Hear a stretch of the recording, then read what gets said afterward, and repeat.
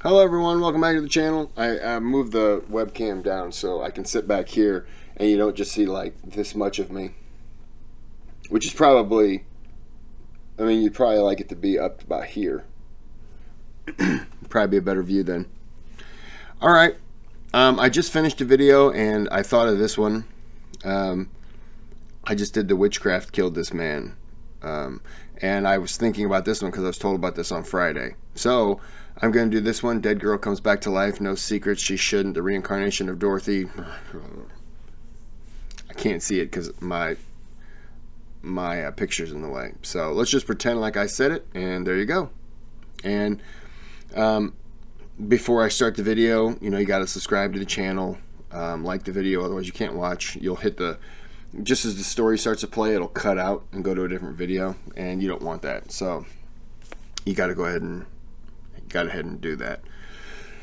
And before I get started with the video itself, I just want to thank the YouTube community. It was a small number of us got together, about 4 million.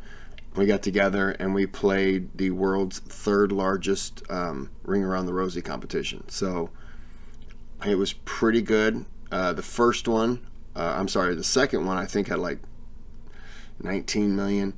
And the first one, the biggest Ring Around the Rosie competition ever, had 19.4 billion people. Don't mind that. I'll edit that part out. And so it was good. It was good.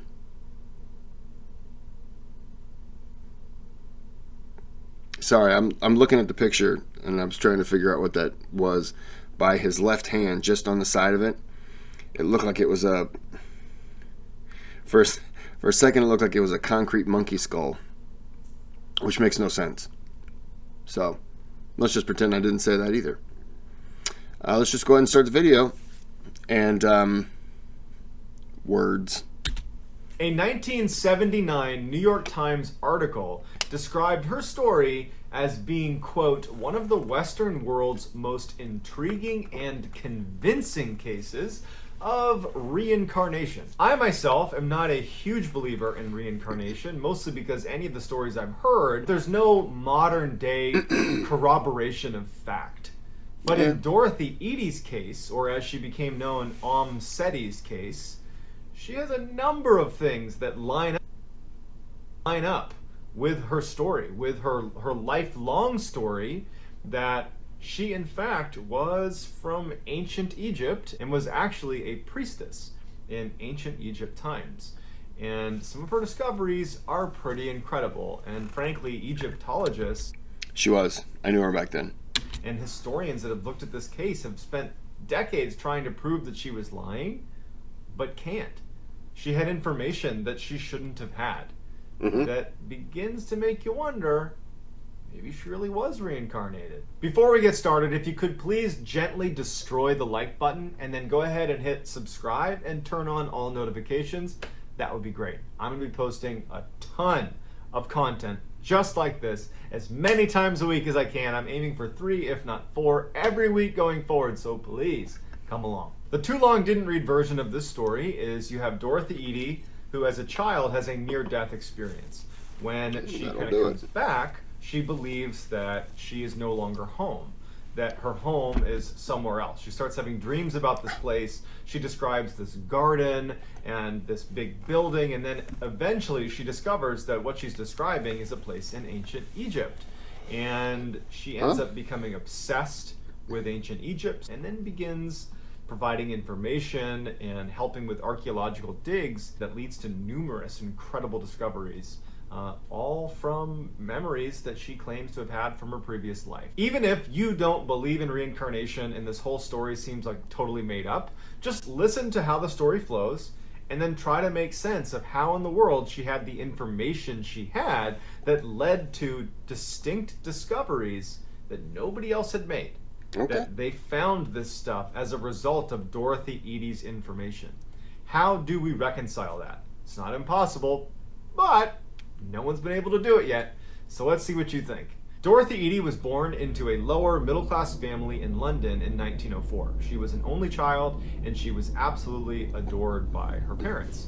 Now, unfortunately, when she was 3 years old, she fell down a flight of stairs in her home and was unconscious. They called the doctor, and the doctor shows up and says she's actually dead. As the parents are talking to the doctor, after about an hour, Dorothy gets up and goes into her bedroom and is like playing on her bed. And the parents come in with the doctor, and they can't make any sense of it. And in fact, the parents were furious at the doctor for pronouncing her dead, because they're like, obviously she wasn't. If she's just fine now, like, who are you? What kind of doctor are you?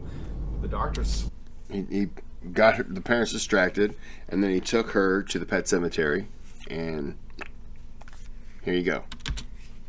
Swears she was dead. Shortly after the accident, Dorothy develops a strange accent that they can't quite place, and doctors and specialists believe that she's suffering from something called foreign accent syndrome, which is fairly common amongst people with significant head injuries. Basically, it alters your speech, and to people that don't know any better, they might think that you just have a strange foreign accent. Dorothy also started telling her parents about this recurring dream she had, where she'd be near this huge building with these big pillars, and she'd be in this beautiful garden. She loved this garden. She talked about the beautiful flowers and her friends that were there, and it was just this unbelievable place. It was like this oasis next to this building. But she didn't know where it was, and she's 3-4 years old, so she's not able to articulate much what this is, but she was just in love with this garden and this location in her dreams, and she talked about it endlessly. Dorothy's mother would find her daughter on her bed either before she went to sleep or when she woke up, crying, because Dorothy longed to actually be in this place in her dreams, which she started calling home. Now, Dorothy's mother would say, but Dorothy, you're home now. And she would say, no, I'm not home. My home is in that garden. It's near that building. And no matter how Dorothy's mother tried to kind of convince her that, no, honey, you live here now. You live here. You've never lived anywhere else.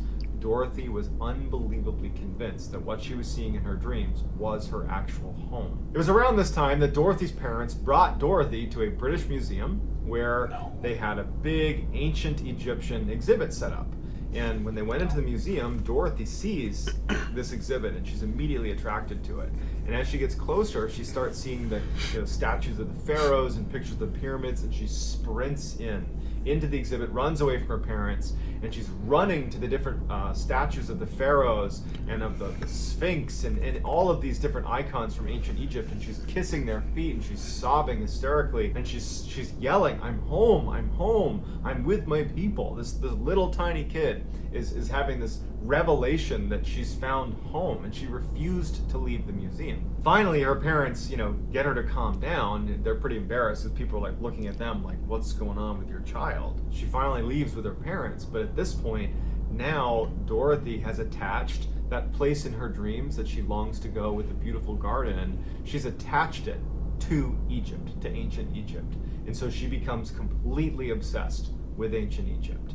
Her obsession with ancient Egypt started to get her in trouble. When she'd go to Sunday school, her family is a very, very devout Catholic family. She would compare Catholicism to other ancient Egyptian religions. That got her in a lot of trouble, and in fact, they said, you can't come to Sunday school anymore.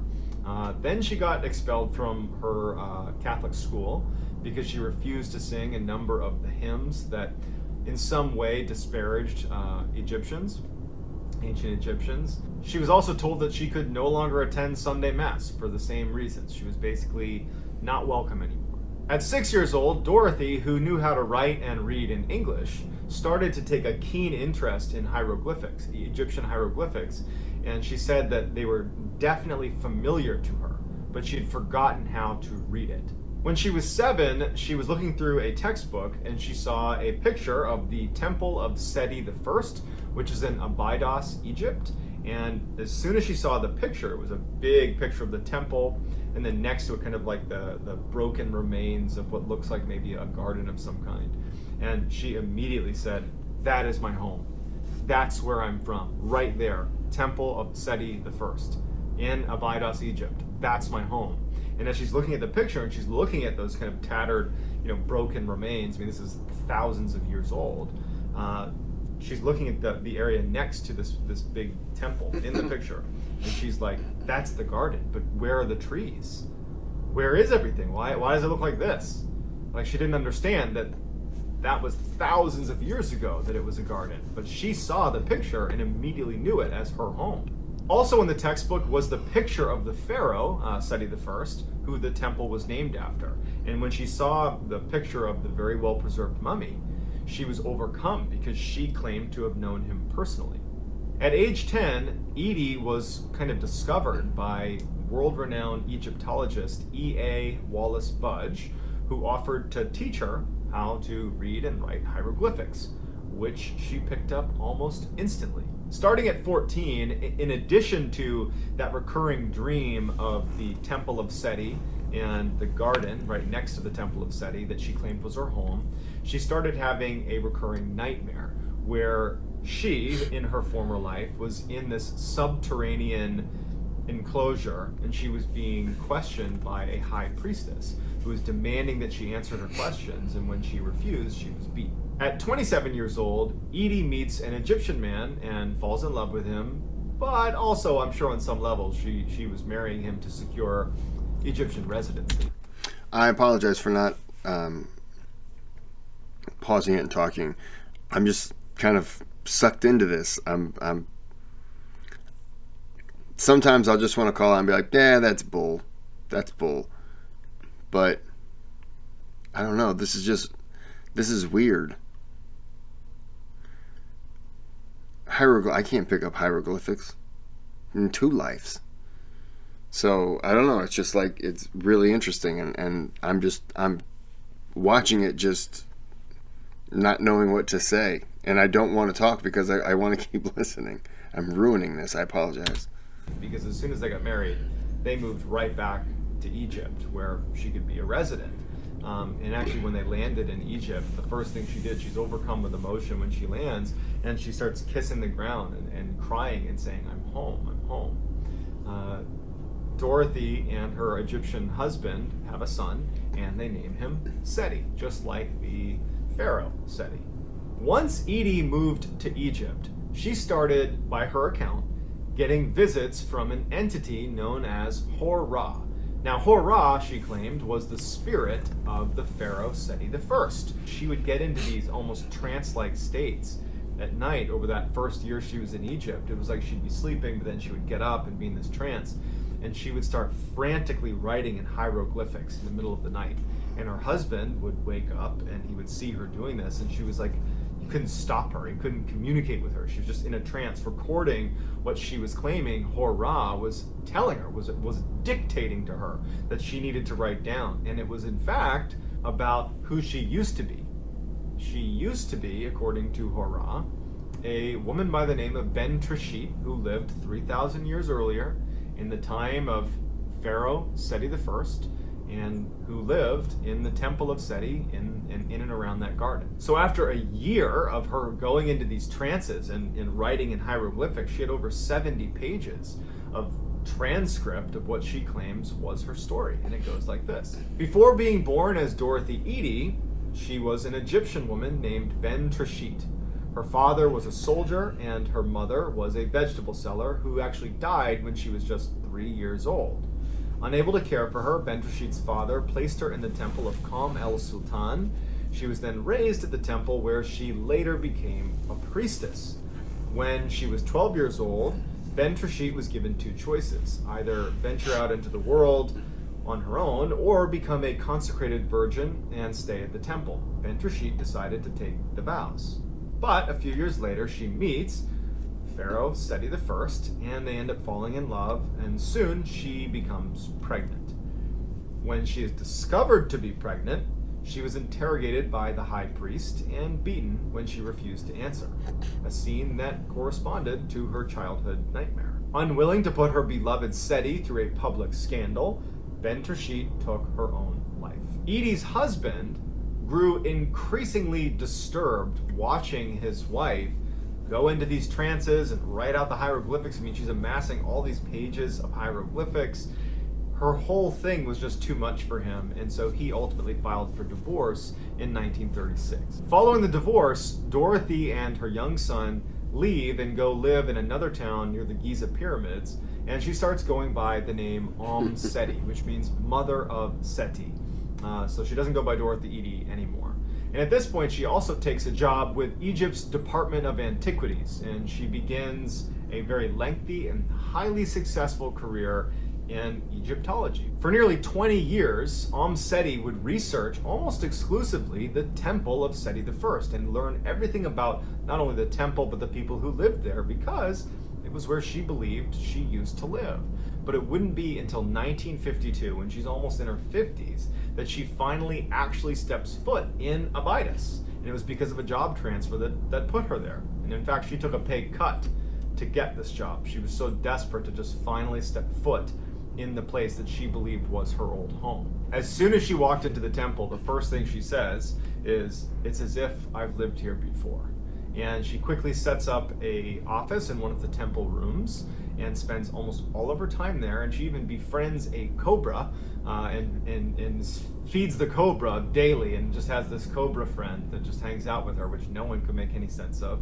Lots of rumors swirled around whether this woman was sane, but because her contributions to Egyptology were so pronounced and so useful, that she was very highly regarded. But of all of her accomplishments, of all of the things that she did, the thing that she is most known for is when she was able, as soon as she got to the temple of Seti I'm going to pause it again just to, because it's been a while, almost five some minutes without me speaking. I gotta kind of react to it, but I'm just, this is a terrible reaction on my part. I'm just throwing in words right now, and then going back to the video right now. First, identify exactly where the garden was. For Seti, she'd been having dreams of this garden her whole life. And so she very quickly said, if you dig here, you're going to find this garden. And sure enough, they dug down and there was the garden. And in fact, she had described the layout of the garden, what trees were where, what types of trees were there, and it was all confirmed. And once they dug it up, she was also instrumental in identifying where to dig on the north side of the temple, where she said there was a tunnel that ran underneath. It was a secret tunnel. And sure enough, they dug down, there was the tunnel. That was something that they had never seen before. Only she knew about it, and there was no way she would have known about it without prior knowledge. In addition, she also pointed researchers to search in a specific area, in an area known as the Valley of the Kings, for a tomb, a long forgotten tomb. And sure enough, almost exactly where she described, there was in fact a tomb that had never been discovered before. As much as other Egyptologists did not want to accept Seti's claims that she had been reincarnated, and that's why she has all this knowledge, they wanted, frankly, it to be just the ramblings of a crazy person and it to just be some elaborate hoax, but they couldn't deny the fact that she had intimate knowledge of certainly everything that ever happened at the temple of Seti I in the time frame that she claimed to have been living there 3,000 years prior. Fascinatingly, right before she died, when she was 81, she said that there was a secret underneath the temple of Seti I. There was a secret chamber, and there was a secret within that secret chamber. But no one's ever gone down there. No one knows where to begin to look. And so without Seti guiding them, it may be one of those things that we'll just never know. So without any sort of rational explanation for how she would have had all this knowledge or understanding of an ancient culture, it leaves skeptics wondering, is this potentially a real case of reincarnation, or is there a better explanation? And I'd love to hear what you think. I don't know what the better explanation would be. About a secret tunnel. She knew where the garden was. If the people whose job it is to find out as much as they can, and then she just shows up and says, "Oh yeah, no, look here." Like, how would she know? What, did she find secret blueprints that they didn't know existed? That was a crazy story. Yeah, if she's not reincarnated, then I don't know what is. Wow.